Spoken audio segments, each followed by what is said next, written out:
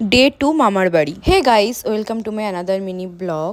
আজ সন্ধ্যেবেলা এখানে ফাংশন ছিল, তো সেই জন্য আরও করেই থেকে গেলাম।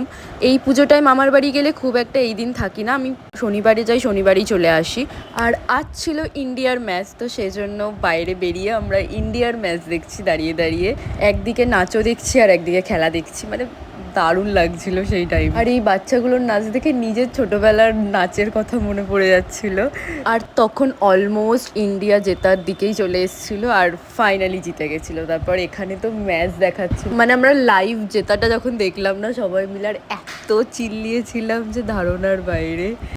নেক্সট ডে বাড়ি যাওয়ার জন্য রেডি হয়ে গেছি। আর এই পুচকাটাকে দেখছো, ও আমাদের বাড়ি যাবে, সেই জন্য আমার সাথে দাঁড়িয়ে আছে। আমার আগের একটা ব্লগে আমি ছেড়েছিলাম যে মাশরুম চাষ করছে আমার এই ভাইটা, তো সেটারই মাশরুমটা যেটা হয়েছে সেটা আমাকে কেটে দিয়েছে। আমি ওকে বলে রেখেছিলাম বলে ও এইটাই রেখে দিয়েছে, বাকিটা আবার কেটে বিক্রি করে দিয়ে দেন আবার নতুন করে বসিয়েছে এখানে। আমি এইটাই হচ্ছে ফার্স্ট টাইম মাশরুম ট্রাই করব আর কি। আমি কোনোদিন এর আগে মাশরুম খাইনি।